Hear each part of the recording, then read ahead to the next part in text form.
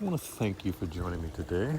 And before we get started, as always, all the messages that are released on my channel are my truth. And that is exactly what it is, and what it always will be, and that is my truth. Now, my truth consists of a bunch of experiences that I've gained clarity from, which ultimately took me back to the real me, which is truth. Now, I want to try to convince you that my truth is the gospel. However, my truth is the gospel for me. I does not make it the gospel for you, nor will I ever try to make it the gospel for you. By me being on this platform, I am simply placing breadcrumbs on a path that I have already walked. Now, if you resonate with said breadcrumbs and you find yourself on a similar path and you say, you know what, I like this, I'm going to follow it, and that's cool. If not, that's cool as well. My purpose is to assist those who are ready to get out of their own way. So, what are we going to talk about today? Today, I wanted to have a little story. And this isn't my personal journey, or kind of it is, but it's a story. So, the story is going to be introducing you to the Nightwatchman. Now, this Nightwatchman is within us all, right? But there's a trick to this Nightwatchman. This Nightwatchman can only work if you give it a job. And there are, just as, let's say you have a bank, right? What do banks do? They have security systems, they have alarm systems, they got security guards, and that's to prevent people from breaking into what they have. So, same thing with the light and the dark. The light has preventive measures, the dark has preventive measures. So, the preventive measures for the dark is to not to have you even go into this space, right? That's their preventive measures. And then the light is, if you do decide to go into this place, then that's when the security, the night watchman gets to have a job. So your job is to give the night watchman a job. So how do you do this? You do this by going within. And as you go within, you sit with the night watchman, right?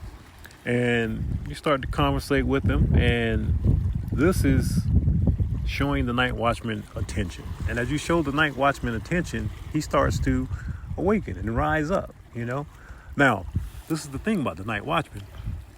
Because you've ignored him your entire life, the night watchman is essentially blind, right? Like, he is completely blind. So when you go hang out with the night watchman at first, he has his flashlight. Now, this is a special flashlight as well. Now, at first, when you go near him, he's going to flick on that flashlight. And it's going to be a big old wide beam because he's blind. So it's basically, that whole thing. Oh, who goes there? That type deal. So when he flick it on, because he don't know which direction you're coming from, right? Because he's blind. So when he flicks that light on, it's going to be bright. Now, this light, it's not going to do anything to you because this light is designed where it's only going to be harmful to, like, parasitic energies. So when he flicks on this light, it does nothing to you. But you notice it's a special kind of light. So you're like, that's interesting. So you go over there and you talk to the night watchman, and you find out about the light.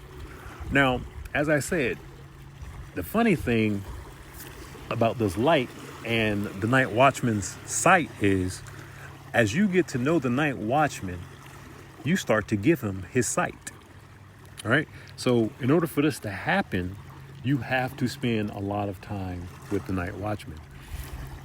If not, he's not going to get his sight. And as the night watchman begins to get his sight, you start to notice the light that he carries, the flashlight. Like, when he shines it now, it's almost like the beam is almost narrowing. It's almost turning into like a laser almost. And it's like he's refining this beam that he has. But once again, all this is tied to you getting to know the night watchman. So if you do not get to know the night watchman, he will continue to be blind, and he will stay asleep, and he doesn't have a job. So this all banks on you spending time with the night watchman. And like I said, the only way this is possible is by you hanging out one-on-one with the night watchman within you. If you don't, you don't. You hang out with the night watchman 5 minutes, then you got 5 minutes of your time. You hang out with the night watchman a couple hours, then hey, this is more time for him to refine his skills, right? The whole purpose is for the night watchman to, you want him to basically turn that flashlight into a laser. So when he shines it on something, whatever's hiding, wherever he's shining it, it has to be revealed. It has to be revealed. It cannot withstand that light that the night watchman has. It can't. It's impossible. So this is why the darkness wants the night watchman to always stay asleep. Because if he wakes up, it's a wrap. So the purpose is to keep the night watchman asleep. And like I said, the only way for you to wake up the night watchman is you to go within and hang out with him. So obviously, if you're always distracted on things on the outside, you're not going to hang out with the night watchman. And that's the point. So hang out with the night watchman. Now, from my personal experience, I can only, this is like I said, some of the story does relate to me. So I'll tell you about my personal experience with the night watchman. My personal experience is once the night watchman like wakes up and you spend enough time with them and there's something, let's say in the shadows, down deep, very deep, right? And as long as the night watchman, he's patrolling the grounds. Like once you give the night watchman a job, he's going to patrol the grounds, right? So he's walking around the grounds with this flashlight. And you know, when something don't want to be seen and you get near it, what does it do? It makes a little bit of noise. So when it makes that little bit of noise, the night watchman's gonna flash that light on it. And once that light is on it, it's a wrap. It cannot withstand that light. It cannot withstand that light. And it will flee every single time. Every single time. It's just like I brought this up before in a previous message.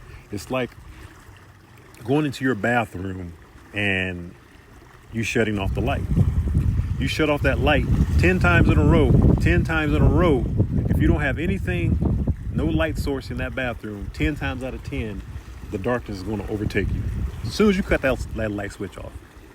Now, if you go inside your pocket and you pull out a lighter, 10 times out of 10, you strike that lighter, the darkness is going to flee. There's no choice. 10 times out of 10. So it is the exact same thing with the night watchman. Once he shines that light on whatever it is hiding, it has, I don't care how long it's been there hiding. I don't care.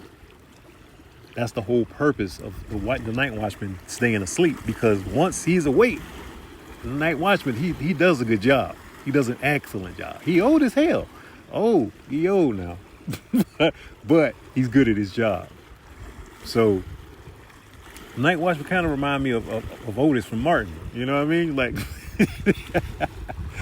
night watchman, he can handle his own. He old, but he can handle his own. So I'm going to leave that one there.